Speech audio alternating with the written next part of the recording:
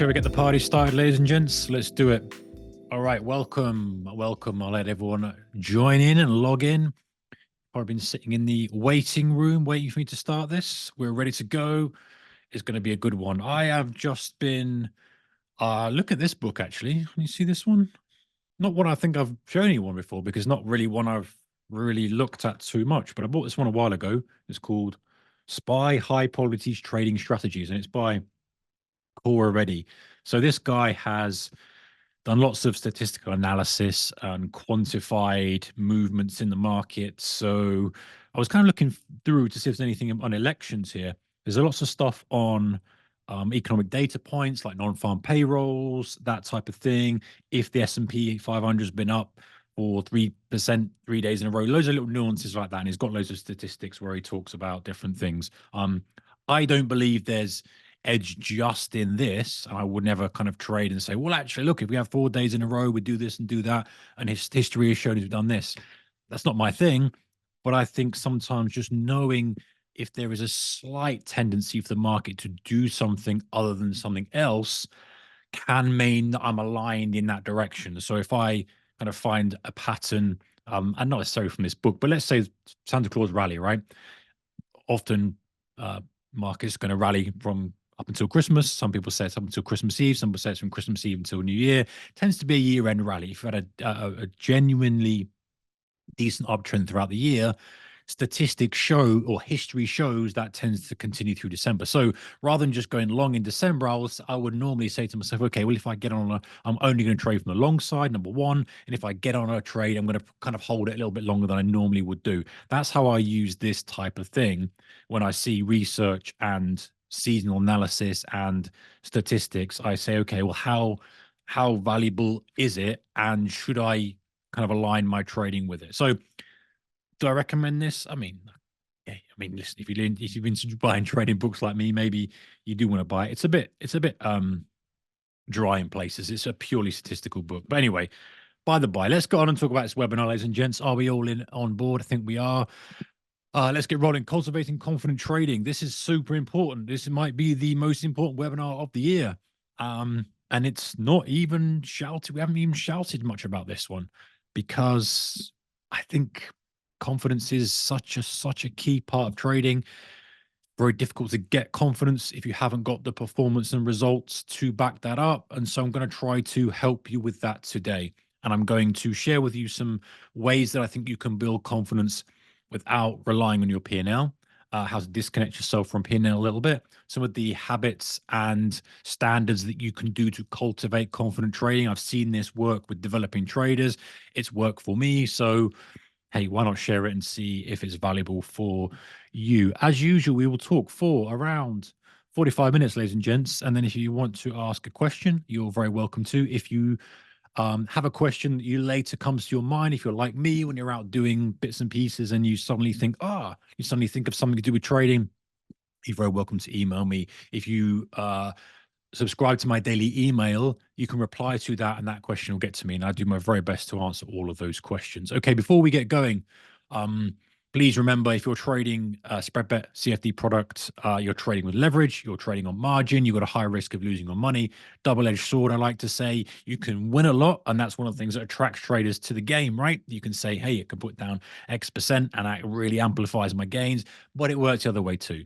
If it goes against you, you're going to amplify your losers very, very quickly. And so just be aware of that. Please, if you are new to trading, please understand what you are trading, how you are trading. And I know that you guys are experienced. Sit here and go, Mark, you always say this, but I just would love people to really only get into trading if they know what they're getting into, right? Because you know and I know that it is a risky business. We know there's a lot of upside there, but there's a big chasm of downside if you get things wrong. So please be aware of the risks. And make sure that it's for you before you get rolling. Okay, so happy with that?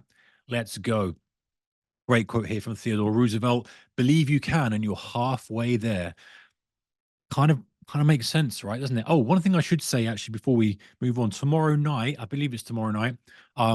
Pepperstone Talks. I think Michael Brown's doing this. He will be doing an election special, and next week I will be sharing with you my election playbook. I've been working on it today, working on it probably tomorrow as well, thinking through ideas and markets to observe and different kind of approaches to look at for different permutations. It's quite complicated, this one. Going to be lots of spice. So join me next week for that. But there's also Pepperstone Talks. I think Michael Brown's doing the one tomorrow. So join that as well. He'll have a completely different approach to it. And he's far more finger on the pulse with the economic stuff than I. But I will talk about technical things, strategies, ideas, and stuff next week. Okay, so reminder very quickly. We'll run through this quickly, guys, and get to the meat of it. I promise you, I've got some experience in the markets, but I don't have all the answers. I started trading in 2001. Mark has been kind to me, but I don't know everything, right? I don't pretend to know everything, but I'll share with you things that I think are effective, things that have worked for me. And also, as I run Traders Mastermind, I see traders developing and coming up through the ranks, going from struggling to kind of making things work. And so I observe and see their thought process, how they talk about the markets, their strategies and stuff, so I can see kind of the life cycle of a trader, if you like, going from struggling, developing to actually coming through and putting some green years under their belt. So I'm quite well positioned to share that knowledge with you, and that's where I come from. I come from a place of, hey, I'll share with you what I think is valuable. You take what you think is of value, and you discard stuff that you don't think is valuable, and that's fine by me. Always do analysis, research, homework, etc. I'm not talking about strategies so much today, but if we do talk about that, I want you to make sure you go and dig in for your own. Make sure you're happy with what you're trading and you make your own decisions. Things take time. If you're going to make a change, and I say this every single week because it's important, if you do make a change to your trading, make the change, commit to it, and then make some course corrections and adjustments after you stuck with it for a while. Too many traders hold my hand up, did this in early years, would get all excited and motivated, and off you go on Monday, try something. I didn't work on Monday. Well, I'm going to discard that and go back to something else. Just stick to something. And you can decide not to do it later on if it's not for you. But I think just sticking it through for a certain period of time helps so much. Oh, a few more have jumped in. Welcome if you are here. I don't know why, maybe it's clogged up in the room. But anyway, we haven't really started stuff. You just missed the risk disclaimer, which hopefully you know already. Okay, so excuse me, yeah, an election. Oh god, it's going to be exciting. There's so much activity, so many things to look at. Can't wait to share with you next week. But yeah, it's going to be fun. Right. Anyway, before that, let's get our conference on point. So, do any of these describe you? Hesitation when you see your trading signal, overriding rules in the heat of the moment, performance is less than you think it should be. Maybe you've got the knowledge and experience, but you can't put the rubber to the road. Are you not holding trades and mismanaging winners? Well, that's okay because a lot of that stems from confidence. And today I want to take you on a short journey through hopefully giving you some ideas and insights and tips into cultivating that confidence that you need to execute. Because I have this discussion sometimes with Peter, and Peter in Traders Mastermind, he's been trading even longer than I.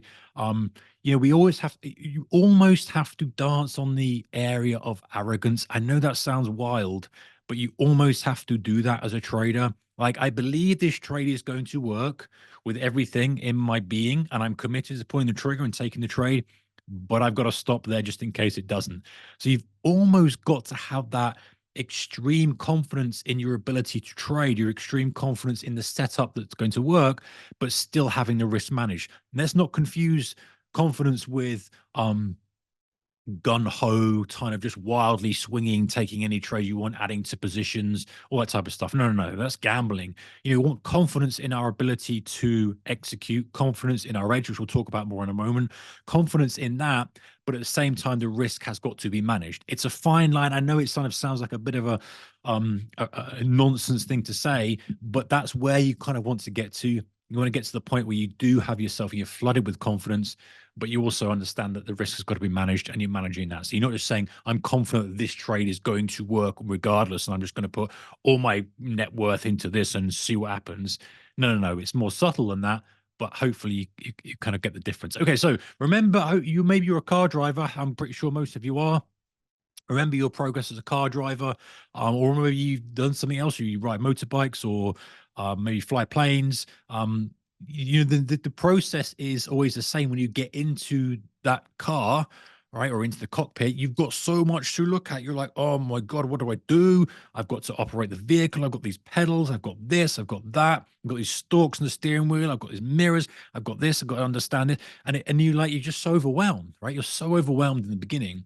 You've got to operate the vehicle. You got to navigate yourself. You got to go on the road, or if you're flying, you've got to look at your map, haven't you? Got to look at your heading. You got to be on the radio. If you're in the car, your speed, other road users.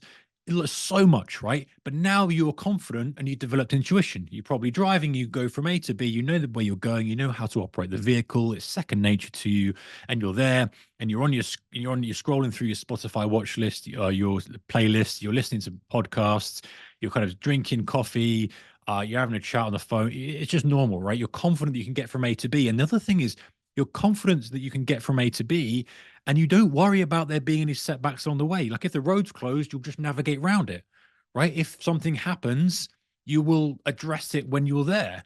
If you're going down a single track road, you know that you don't not go down it because you might see a car coming the way. You just say, I'll deal with it. I'll find a place to pull in. I'll deal with it. Trading's a lot like that, right? You develop the confidence.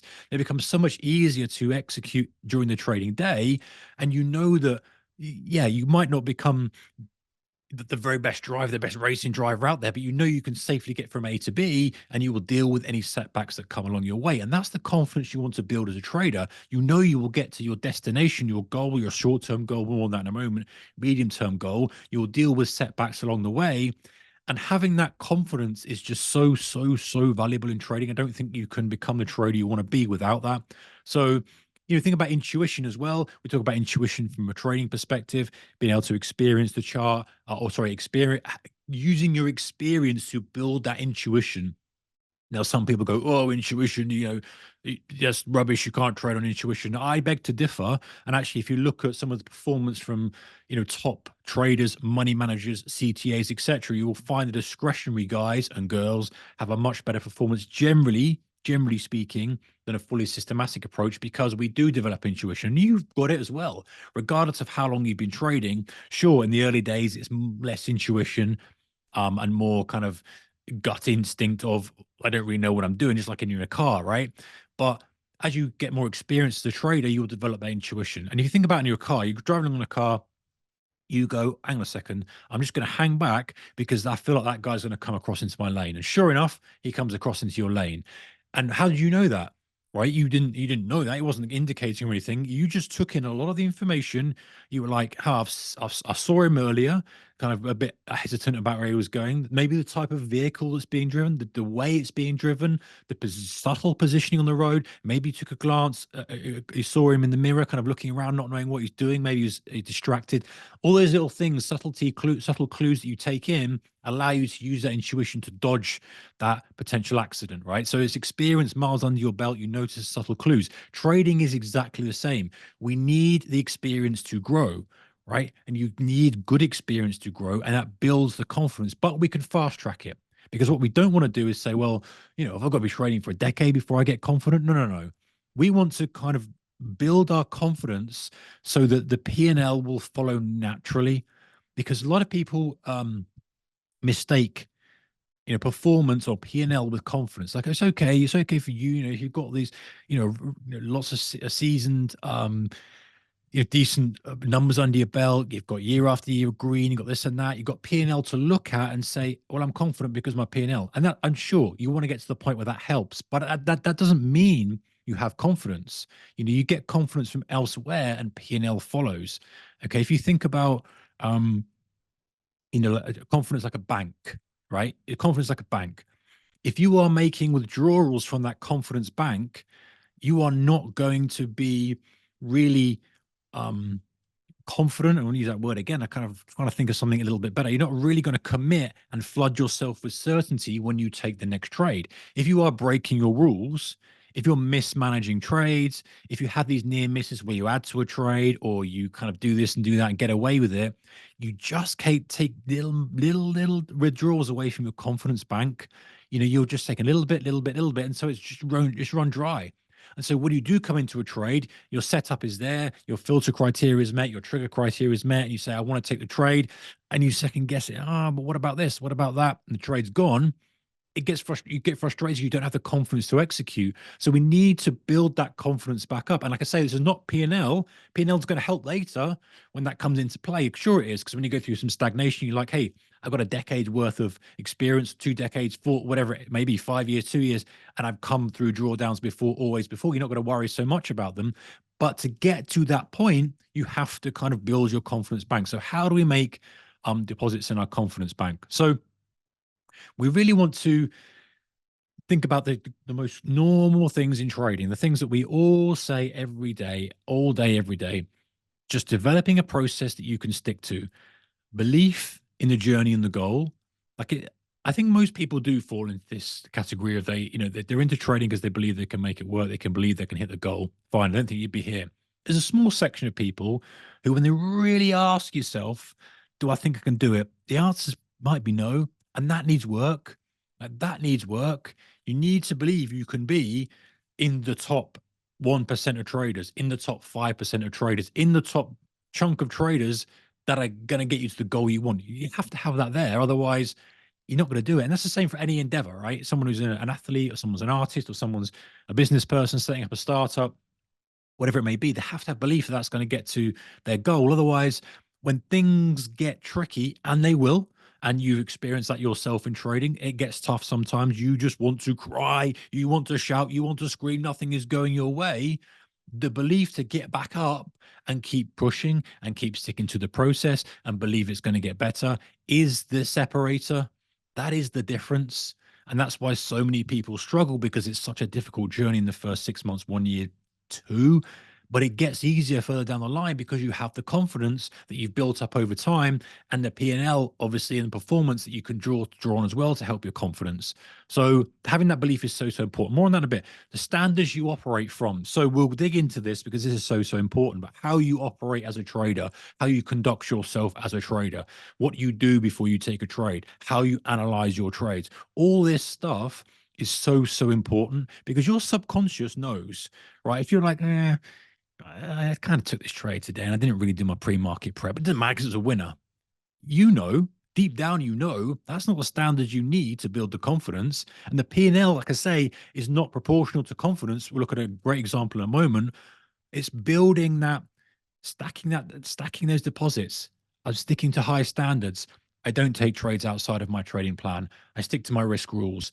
I don't trade on the phone randomly. I make sure that I'm define my stop. Whatever's important to you, everyone's different, right? There's some general rules I think that are valid for everybody, risk management, all that type of stuff. But it's just sticking to that process. That builds confidence. You can't go through a month worth of sticking to your process and not feel confident at the end of it. You're like, hey, I'm doing the right things here. I need some tweaks and adjustments. Maybe my P&L is not where I want it to be, but I'm actually making those regular deposits every single day into the confidence bank. Let me go back. Here we go. So this is the really good example. And this is why I want to dispel the myth that P&L breeds confidence. And I've seen traders do this before. Let's say you made 50 grand last month, right? Just that number's out there. Because for most people, that's kind of would be a good month, right? 50 grand, 50,000 pounds. Okay. So imagine you did that. But imagine that came from a lucky trade, right? You broke all your rules. Let's say you broke all your rules. You added to a loser. Let's say you were trading China on the long side. You added it. All of a sudden it came out. Whoa, great. You know, we're going to add some stimulus, and you got in just skimmed your stop loss and then ripped high and you made 50 grand, right? Okay, extreme example, but I do know traders who've done this. How would that make you feel? You might be, if I'd said, okay, 50 grand your trade. Oh yeah, I'm well confident from that. That makes me really confident. But if it was from this, and I know it's an extreme example, I appreciate this, but imagine some sort of permutation of this where you broke your rules, you didn't really stick to your plan, you swanned into the trading day, you kind of picked something, traded it, you didn't have a strategy, you wouldn't feel confident, right? You wouldn't feel confident in your trading abilities. Deep down, you'd be like, oh, you know what? That was a good month, but I don't think I can repeat that. I don't have a confidence I can repeat that because it was luck. And some traders do this, and I know one trader who did exactly this and quit. He was like, you know what, I got damn lucky, and I'm not cut out to be a trader. I'm gonna just cut my losses and get out of here. But most people will come in who do this type of thing, and they go, you know what, they deep down they know that's not the way to trade, and inevitable happens that goes back to the market. right? You don't want to do that. And that's why I want to kind of disconnect the P&L from confidence, because I think this is an ingrained belief that many traders have coming up, that I need to see the P&L to get confident. I can't, why I just can't see the results. Yes, I'm telling you that does help. Of course it does. But there's more you can do to support that before that kicks in. So what about another scenario, right? So what about if you made 10% of that number? So 5K. Imagine you made 5K. I'm just plucking these numbers out of the air, by the way. I'm not, just hypothetical examples here. And they could be many order of magnitudes lower for you or many order of magnitudes higher for you, depending on your risk tolerance, et cetera, right? So imagine that you made 10% of that number. So you made 5K, right? It's not 50K, it's five. But if you'd stuck to your process, right? If you kind of really execute it with precision, if you'd navigated those setbacks easily, if you'd done everything really well, you'd acted really in a kind of high level, high standards. Yeah, your financial bank has less in. It's got 45 grand less than the other guy. But the confidence bank has way more. And that's the difference. If you're making those deposits to your confidence bank, it's not the P&L that matters, it's the process. And you know this as well. You would, if you put yourself in those shoes, you'd be like, you know what? Yeah, part of me is like, yeah, 50 grand would be great for 1 month. But actually, if you're in this for the long term, you prefer the five, and to build the confidence, knowing you could put another five in, and maybe another 10, maybe another 20. Maybe you could put that 50K in further down the line and have the confidence to go with it, so that both your confidence bank is elevated and your financial bank. And that's important to think about. So what's the kind of confidence formula, if you like, if there is such a thing? I think you've got these three things, right? And this is the kind of it's just as simple as this, and like all things in trading, it's simple, but it's not easy. So we want our thoughts and actions to be aligned, and we want our standards to be high.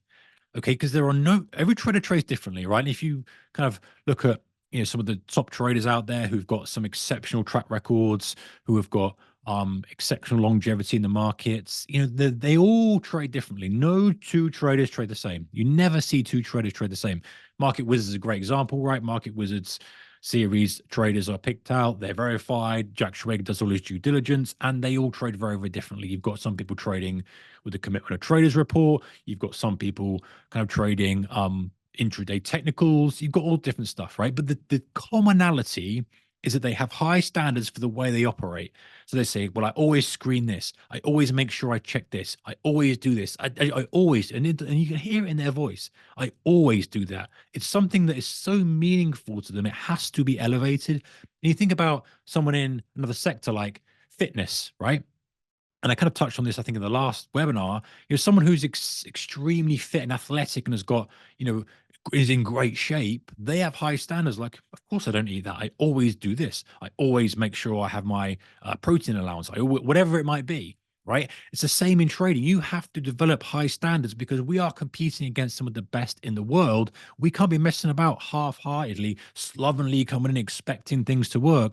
Our standards have got to be high. It's a free thing to do. It's not an easy thing to do, but once you get them there and you see the impact of that on your performance, you will want to do it all the time. And you will take pleasure in the fact that your standards are higher than all the other traders right? You will say, well, I deserve to win because look at the preparation I do. And I'm not saying you do stuff just for the sake of it and you're there for hours and hours doing those of pre-market prep for no reason. That's not what I'm saying. But you have these standards that you stick to. Like, I only trade this market. I only trade this, and this. I stick to my rules. I do my this. I make sure I read a trading book a month. Whatever it might be for you, when you have those standards and you stick to them, then you're just going to be in a much more elevated position of confidence. It automatically gives you confidence. Allocating resources, time, money to your trading just automatically elevates you and your actions and thoughts. So, and this is a kind of a little bit of a similar topic, if you like, to something we discussed before. But if you're thinking, hey, how my standards are high, and if you are doing it and your actions and thoughts are aligned and your standards are aligned, this is when you start to believe it, your confidence starts to rise, your results start to improve. And it feels a bit like, oh, is it a bit woo-woo, like, oh, I've got to think it to believe it and all this kind of stuff, and I've got to stand in front of the mirror. No, you just know, and probably other areas in your life, if you identify with something, your standards are there and your actions are there and your thoughts are there, I'll use the analogy of like, someone who's in great shape. They think like an athlete. They eat like an athlete. They train like an athlete. Their standards are high, and the results they get are they look like an athlete, right? They're in great shape. They're all this type of stuff, whatever it might be, whatever great shape means to them or to you, that's how it works.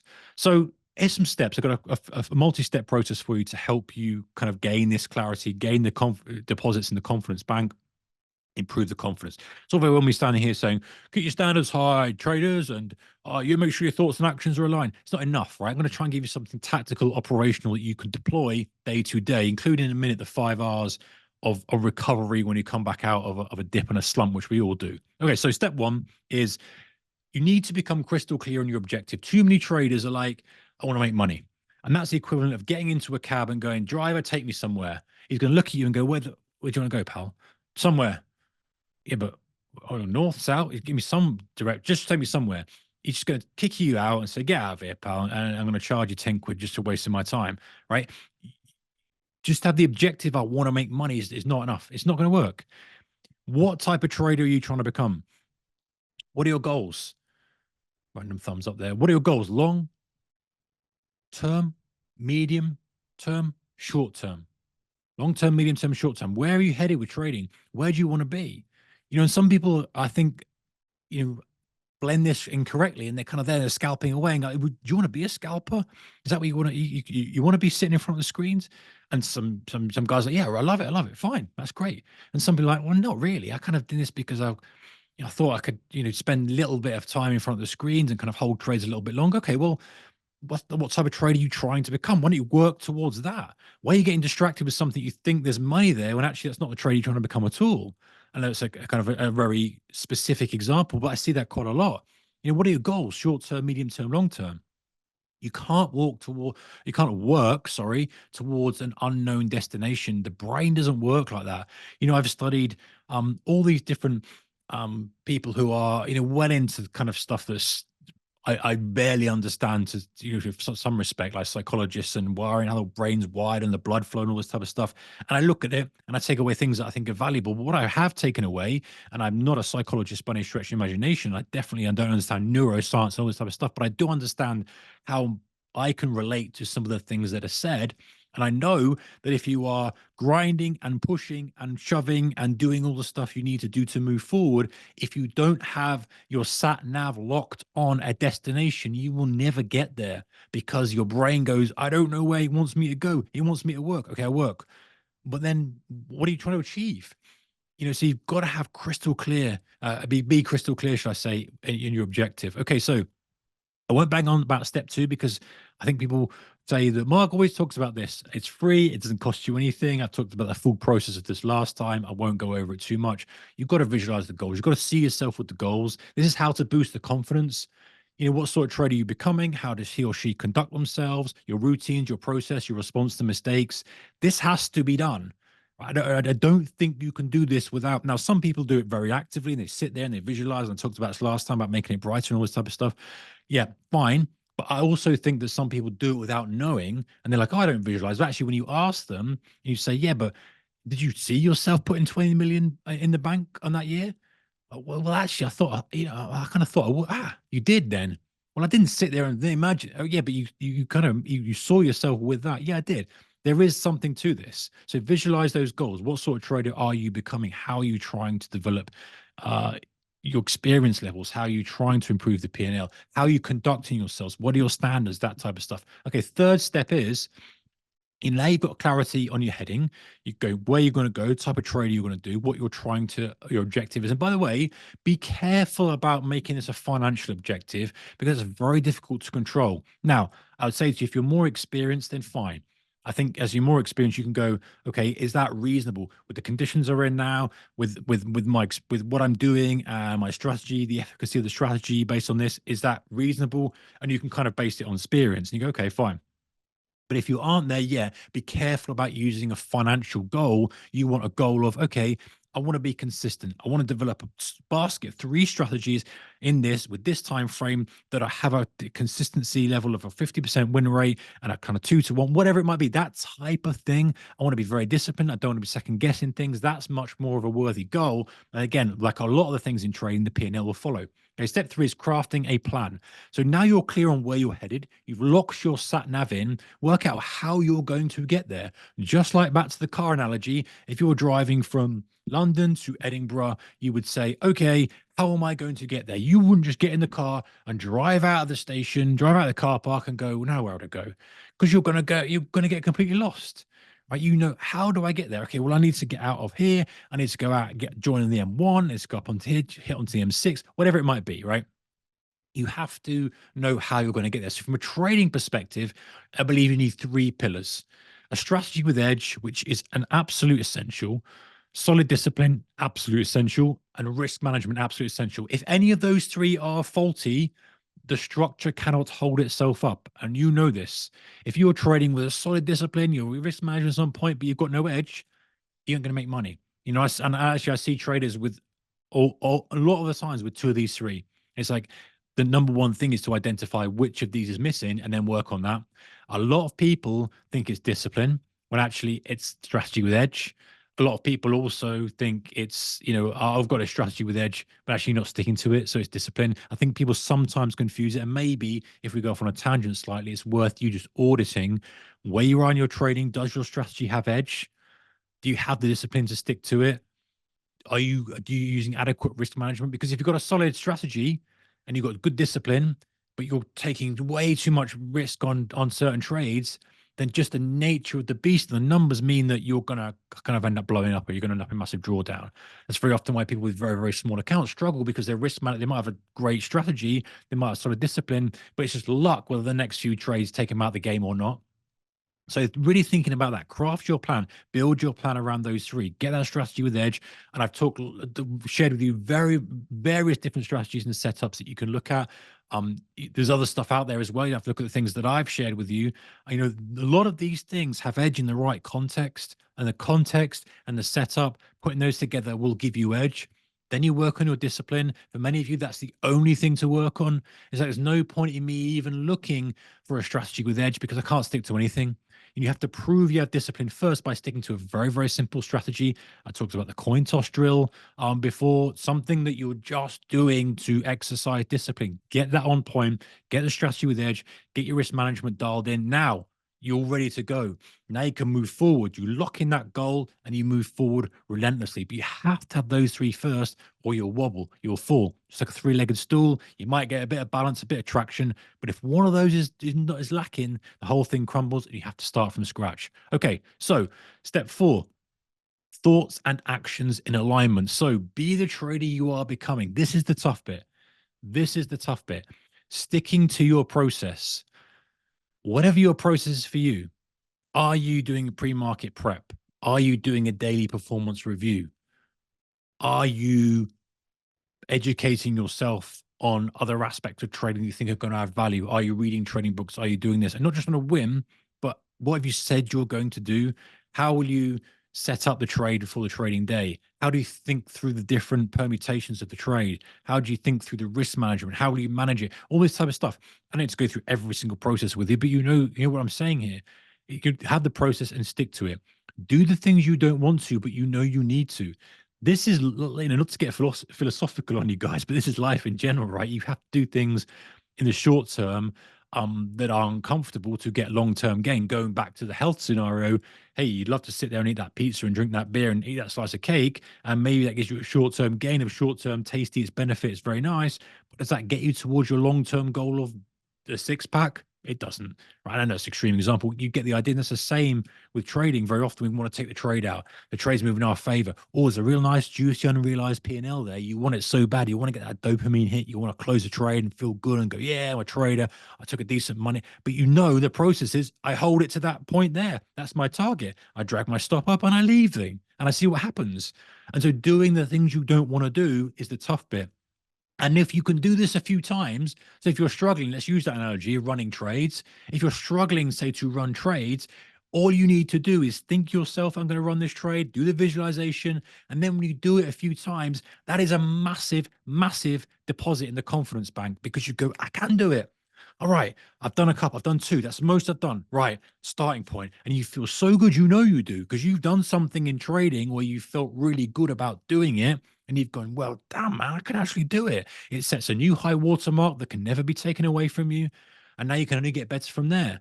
So if you're holding a trade, you say, I'm going to hold it to a 3-day move, I'm going to hold it to target, and you've been struggling, and you do one, you do two, you do 45. You're like, hey, man, I'm confident. Yeah, I can hold trades. I'm now, thoughts and actions, a trader who holds trades to final targets. I'm actually doing it.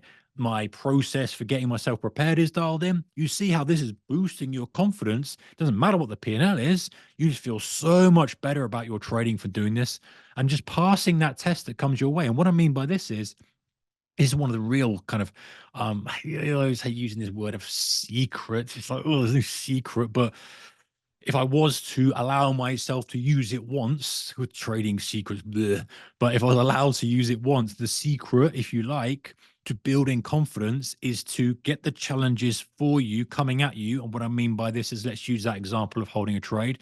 You've got a big fat unrealized P&L. You want to take it so bad, your mouse is hovering over that close. Like, oh, I just want to take, oh God, yeah, I just want that P&L. I really, well, and you go, no, I said I wasn't going to do it. I said I wasn't going to do it. I'm not going to do it. That's the test. You pass one test, you feel good. You pass two, you pass three, you pass 10, you feel $1 million. You're passing those tests, and then there won't be tests anymore. You're like, I don't snatch your profits anymore. And so whatever that test is for you, is it for FOMOing into a deal? You see the price momentum go. Maybe you're one of those guys who kind of sees a 1 minute chart flick up. Oh, I'm going to jump on that for a few ticks, grab a few ticks and run. And you have the urge, you want so much, every fiber in your body wants you that buy button, but you don't. Good for you, because now you've put a big fat deposit in the confidence bank. You've passed the test that's come your way. It could be anything, sticking to your stop, chasing a trade, whatever it might be. There's going to be a test, and you test it every day in trading, almost every day in trading. And if you pass the test, that's how you make those deposits in the confidence bank, whatever the test is for you.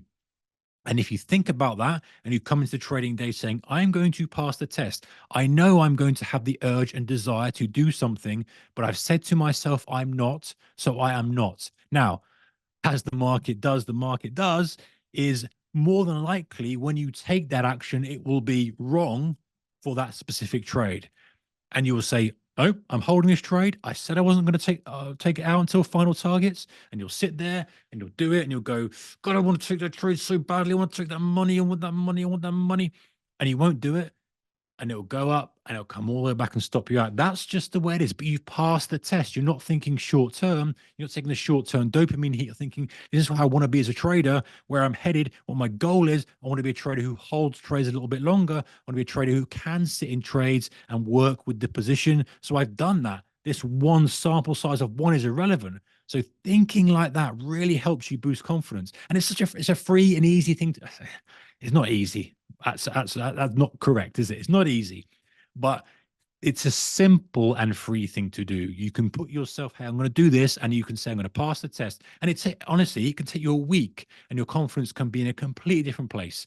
You're like, look, man, I was tested heavily at a massive unrealized P&L. I didn't take it. This market ripped off, and I normally chase it. I didn't. These tests came in. I had the urge to it. Damn, I had the urge to do it, but I didn't do it because that was what I wanted to do. And just then it's a win-win. You can't lose, because you just position in your mind as, I'm passing the test, making a deposit, confidence, confidence, confidence, confidence. And the good thing about that is, that helps your performance, but also having a high level of confidence, which you build up over time with these deposits. We'll talk on more in a moment. It means that you're able to deal with setbacks much easier, because times when you will take withdrawals out, you will make mistakes, you will do something that dents your confidence. But if the bank is so fat and full, it's not a big deal. It's not going to be an issue. Okay, so each time you act in alignment with the vision of your future self, you make a deposit in the confidence bank. I said it a minute ago, and I wanted to reiterate it. Each time you do that, that's how you build confidence, not the P&L.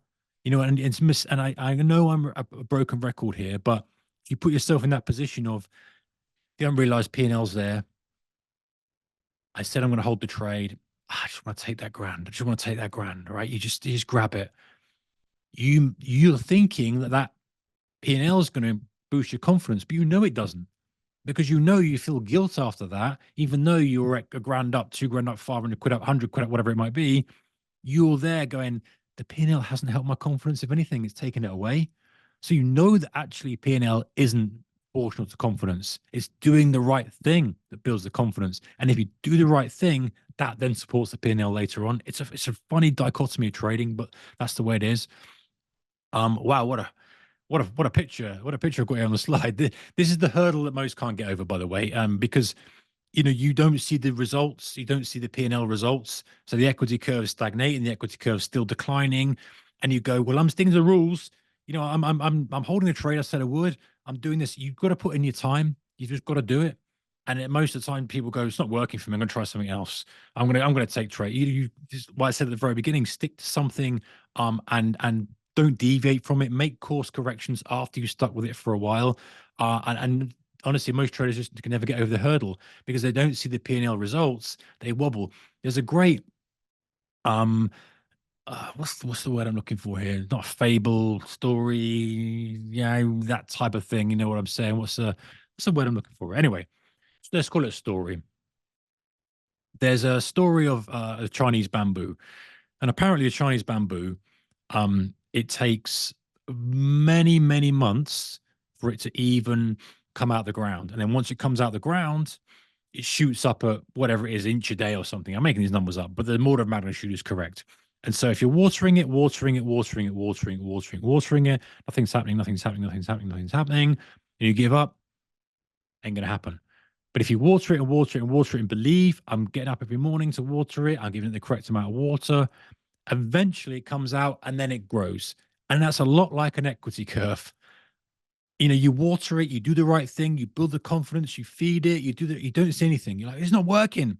And most people are giving up. But you're the one getting up every day when you're tired. You're the one getting up when it's raining. You're the one getting up when it's cold, watering it, doing the right things. Confidence is building. I know I'm doing this as my identity now. I'm the person who waters the bamboo. I'm the person who does the right thing in trading. You do it. All of a sudden, bang, it just starts to rip off without you. And it's a little bit like that with P&L and trading. You've got to kind of put the work in. Okay, so it's not going to always be plain sailing, right? You're going to make mistakes. You're a human being. You're going to slip up. You're going to wobble. Just don't fall too far off track if you do. And if you do, here's a 5-step recovery framework. So what I mean by this is, we're not perfect. And I can't stand here and say that I'm a perfect trader. I do everything by the book all the time. I make mistakes, but it's okay because you don't need to be perfect to be a great trader. You can be good enough. You can still be human because that human part of trading is what helps you and helps you kind of get you to where you need to be and helps you become that discretionary trader and use that judgment and use that experience to your advantage. So if you make mistakes, which you will do, you're a trader, I've got a 5-step recovery framework for you. Okay, 5 R's. One is to reset. So admit the mistakes and forgive yourself.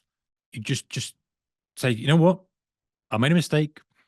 I'm going to move on. Because traders like you are too hard on yourself. You're ambitious, you're driven, you want to succeed, you want the next level, the next station in your trading journey, and you'll beat yourself up badly. I know you do. Been there, done it. And fall into the trap myself many times, still now, because we just want more, right? So forgive yourself, reset, and let the frustration of the mistake dissipate. Okay, you have to let it dissipate. Sometimes you can't go under control of how long it will take, but just let it dissipate. Number 2, refocus. Regain the clarity on the future trader you're trying to become. Remember, I said, okay, imagine the trader you're trying to be, regain clarity on that. Number 3, recalibrate. Do I need to make any adjustments to my process, plan, etc.? Most likely the answer is no. But sometimes you go through and go, oh, is that really serving me? That really kind of, maybe not. So just go through, recalibrate, check your process, check your plan. Make sure you don't need to make any changes. Okay. Number 4, re-engage. Get straight back onto the horse. You've got to get straight back into the markets. You can't dwell on a mistake. You can't just not trade. Get back to work. Do your pre-market prep. Do your analysis. Do your high time frame analysis. Do your chart scanning. Whatever you do, process and plan. Process and plan. Forget about the P&L. You're trying to do the process and plan. Number 5, repeat. Right? If you do it again, you trip, you fall over, you get back up. You trip, you fall over, you get back up. You trip, you fall over, you get back up. You just improve, adjust, and adapt each time you're doing this. Right? You reset, you refocus, you recalibrate, you re-engage. You just keep doing this, and this is how you recover. And this is the separator for how many times you get knocked down. Can you get back up again? Every time you do it and you make a mistake and you feel crap about yourself, admit the mistake, forgive yourself, refocus, recalibrate, re-engage, you will feel so much better. And the more you do it, the easier it is, the quicker it is, the fewer the mistakes are, the lesser order of magnitude the mistakes are. It's just a really, really good framework. And listen, you don't have to do this. Steal it if you like. Of course you can. That's what I'm sharing with you. Or make your own. But just have something when you're feeling down, things aren't working for you, your confidence is a little bit drained. You have somewhere to go. You go, my file, my 5-step recovery framework, my 2-step recovery framework. Let's do that. Let's get back on track as quick as possible. Because I don't feel very good about this. I feel pretty crap about that mistake. P&L has not really had a great result from that either. What you don't want to do is get into the spiral of trying to get the money back. Oh, if I get it back, I'll feel great again. You just got to accept this happened and then go through the process of getting back on the horse, process, plan, adjustments, tweak. And before you know it, you're back to equity curve highs, right? And this is foolproof for kind of keeping your mind on the right track. Confidence comes from your process, as I've said, and your performance over time. That starts to help. So get total clarity on where you're headed, build a plan that works, you can actually stick to. Too many traders are trying to trade a plan that's just never going to work for them. They've got other obligations and they're just trying to do stuff that's just ineffective. And go back to 3 pillars. They're just trading a strategy that doesn't have edge because they're not there to trade that edge all the time. So a plan that you works for you, you can stick to. Get those thoughts and actions in alignment. If you can think it and you do it, then that's when things really start to kind of happen and things start to kind of become a lot easier for you, become seamless. And you'll know when you're in the groove, right? You've probably been a few times in your trading, in your trading experience or trading journey, should I say.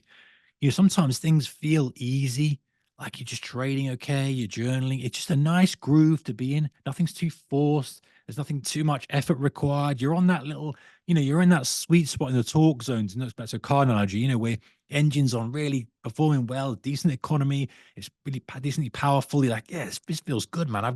I'm feathering the throttle. It's really nice. And so, when you're in that zone, try to get yourself in that, not to use the trading in the zone thing from Mark Douglas, which is obviously a book title, but when you're in that zone and you're in there, it feels good to try to get yourself there and use that recovery framework when needed and make your own, but have something that helps you recover because things aren't always going to go your way. And it's important to recognize that with human beings. Okay, reminder, you can download the Traders Discipline Tracker. If you go to tradersmastermind.com, you can check that out there. Tradersmastermind.com, free discipline tracker. That will help you with your confidence stuff as well. So Google Sheets, things free of charge. You're very welcome to have that. And let's go to Q&A, ladies and gents. If you've got any questions, let me know.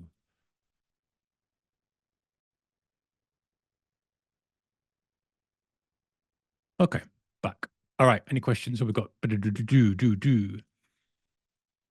Okay, a couple coming through. Any questions are fine. You can listen. I don't claim to be an expert on this, guys. As I've said at the beginning, but I hope it helps because I know personally that confidence is such an important thing to try to cultivate. It's not easy, but I think it's easier than we think because I think that very often we mistakenly believe it's P&L. I think that's the biggest takeaway. If I can pinpoint something for you guys, it's like, hey, you might be in a situation where the P&L is not where you want it to be. You might be in a situation where you look at that equity curve and you're like, yeah, man, it should be more, should be more. And I get it. But if you work on the confidence, you work on the things I've said, then, I really, really do think that it just helps. It just helps support stuff. All right, some questions here. Okay. Espen says, great topic, Mark. Thanks, Espen. Appreciate you, buddy. I'll see you around for a while. Gary, good to see you, pals. Is excellent session. Thank you. Lots of great points. Appreciate that, Gary. Appreciate all your feedback, gentlemen and ladies. Pedro says, you mentioned Market Wizards. Can you expand on that? Yes, Pedro. Market Wizards is a book series by Jack Schwager. His first one was in 1987, I want to say. Last one was 2020. He's done 5, 6 books in the series. They're all worth reading. You've got market wizards, new market wizards, stock market wizards, hedge fund market wizards, unknown market wizards. I might have missed one, but it's interviews with traders. But what is different about this to maybe some of the stuff you might see on YouTube is that Jack Schwager does his due diligence. Most of these guys are, they're proper traders, if you like. They are running CTAs, they are running prop firm, like proper prop firms. They've got track records that Jack Schwager audits and looks at, and he talks about those before he interviews them. So he's not, taking anybody here. So you can kind of say, okay, well, someone in here is legitimate. He's even interviewed someone like Paul Tudor Jones in the very beginning, Marty Schwartz, all these guys. Anyway, the interviews with great traders, and when you listen to those traders and you listen to how they all trade very, very differently. However, they all have that common trait of they're confident in the way that they approach trading. They have standards. They do their certain routines every day. An example might be Linda Rashke was a market wizard. She's a pure technician, right? She doesn't add to trades. She had to trade. She doesn't vary her position size, put it that way. And she hates the word discipline, right? And so what she does, her process that's for her, and that's going through a list of stuff, and she looks through various indicators. And when you look at someone else who says, discipline's everything for me. I kind of need to look at Jason Shapiro, need to look at the Commitment of Traders report, blah blah. Both excellent traders, both have at the top of their game, but very very different approaches. So yeah, well worth reading. Get them on Audible, get them from Amazon, that type of stuff. Pedro. Another one is there's another interview book, and I always forget it because he only did one of them, but it was very, very good. If it comes to me, I'll mention it. Adnan says, could you do a recap on the last points? Sure. Svante, I'll do that, Adnan, in a second. Svante says, great webinar. Thank you. Appreciate that, pal. Michael says, thank you, Mark. Your content, mail or webinar are always very valuable. I appreciate that, Michael. Thank you. Yeah, you guys, I do send out a daily email if you're interested in that. This stuff's resonated with you. I like talking about this stuff because I think it's a needle mover for us as traders. Beth says, thank you so much. Appreciate it. Appreciate it, Pedro. Thank you. Chris says, question from Chris, operational question. Thanks, Mark.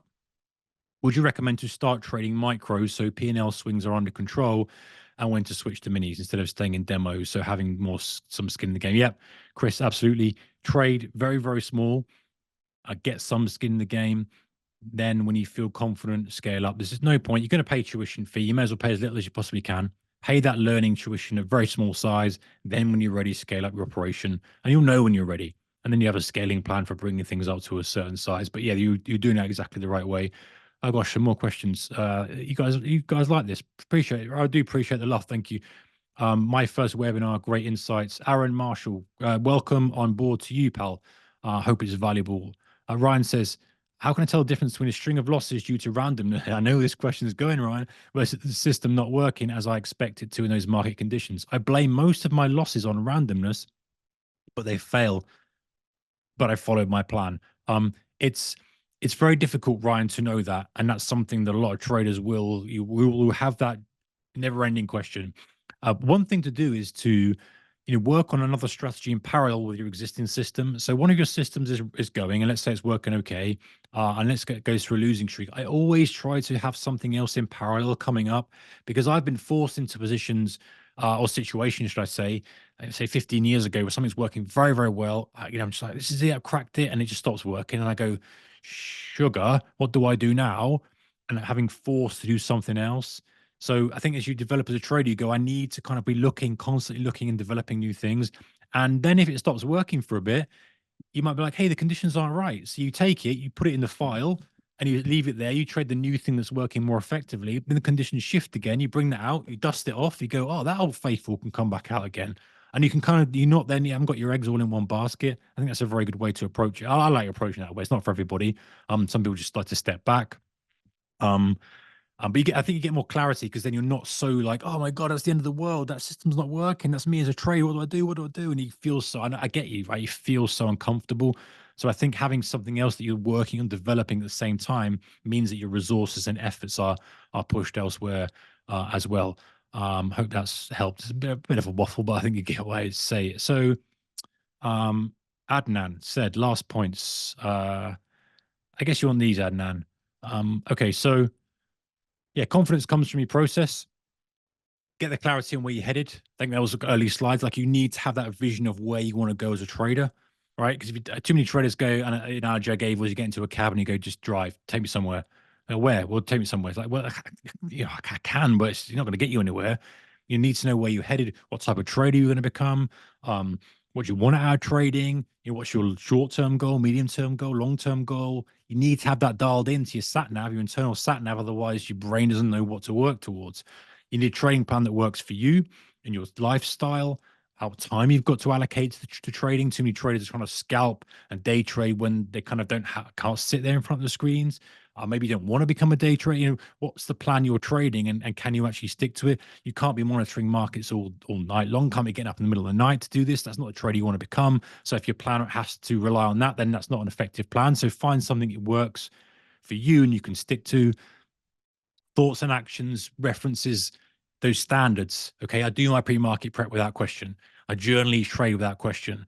Read a trading book a month without question. Whatever those standards are to you, you elevate those and you believe you're the trader you're becoming, your actions are aligning. All of a sudden, confidence, confidence, confidence, ching, ching, ching, ching. You're boosting that confidence, pick your bank up.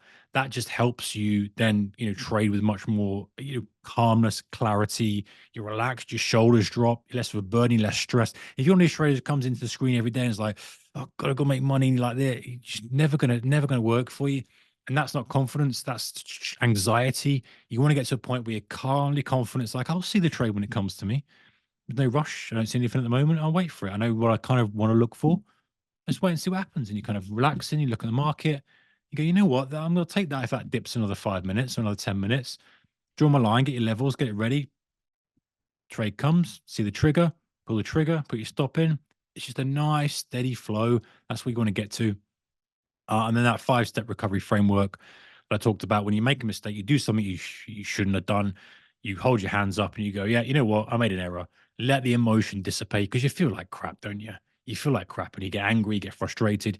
That's got to dissipate first. And so you can go through the 5 R's whilst that's dissipating, admit it, refocus, say, this is where I'm headed. This is what I'm trying to do. This is part of the journey. I'm being tested. Keep going, recalibrate. Do I need to make any adjustments? Is something glaringly obvious? Be careful with making too many massive changes. Get straight back on, do your process, stick to your plan, focus on the plan, focus on the process, not the P&L. You don't want to be distracted by the P&L.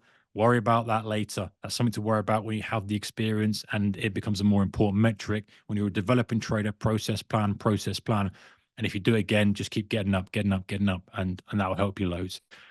Okay, ladies and gents, shall we call it leaving there? I think we have, let me just double check I've got any. Oh, one more question here is from Grant. Grant says, great talk, Mark. Thank you, Grant. Appreciate that. That's a surname, Akiyama. Grant Akiyama. That's a great surname.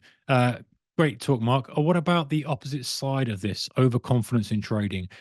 Yeah, I think that's a very good point, Grant. Actually, overconfidence in trading is, I don't think, how do I say this without sounding like a, because I definitely have an ego with trading because the markets said, oh, is that an ego smell from you? Well, step this way, sir, because we've got a special room for traders with egos. Oh, yes, let's set the velvet rope. Come in you go. You think you're a big trader, do you? In you come, door shuts, and the markets teach you a lesson. So not an ego, but I think as long as you are managing risk, right? Overconfidence comes when you are not managing risk effectively, when you're trading position sizes that are too big for your trading account size. That's overconfidence. Okay. And if you get to that point, you've got to be careful because the market will smell it a mile off. It goes, oh, he's taking more size than he should be on this. He's not using risk management. He's not using a stop. Of course, you're going to get stopped out. Of course, you're going to get hit. But as long as you're managing the risk, as long as you're trading in accordance with your rules, I don't think you can be overconfident in the trade because you're like, this trade's going to go up. I've seen this happen time and time again. I've seen this movie before. I'm in, my risk is controlled, my position size is correct. It can't harm you at that point, the market. Of course, you can get slippage and you can get gaps and all this type of stuff. But theoretically, I think it's fine. Now, when you've had a good run of trading, you get not say I've got to be careful what I say here because it's going to go on YouTube, but let's say you get God mode. It's a little bit more crude than that. The slang that goes around with trading. Let's say you get into God mode. You're like, oh, I think I can do no wrong. The market will smell that and it will normally whack you, right? So you've got to be careful that you're not over trading, taking too many trades, you're not over position sizing, not being a little bit blasé with risk management. But as long as those three are in check, then I think it's good. Now, me personally, when I have a good run, I'm always very careful. I'm always very careful because my head will go, "Ooh, do you having a good run? You think of this? Wait. Just be careful, just relax, calm things down a little bit. Just reset your thinking. So I think it does play an impact, but perhaps not so much as long as you've got the risk managed and you're trading in accordance with the process. Again, that's why the standards and process and routines are so important, because you fall back to those. If you struggle, you fall back to those. If you're elevated, you think you're kind of the trading god, you'll fall back to those. As long as those are there, there's always going to be that kind of safety net. Okay, good questions. Thank you, ladies and gents, for those. Appreciate that. That's why I like doing these live. People are there and you're listening and you're getting value from it. So that's all I can ask. I can try and share with you things I think are useful. And if you take away a few things that are going to help you improve your trading, it is job done. Next week, election special. Really looking forward to sharing that with you. And then obviously tomorrow you've got, I think Mike Brown's doing the Pepperstone Talks election one as well. So if you want to trade the election, you're interested in that, interested in how people think, how people different ways of approaching it, how to dissect stuff. You might get some ideas from that. Anyway, appreciate you all. Thank you so much. Take care. Bye bye.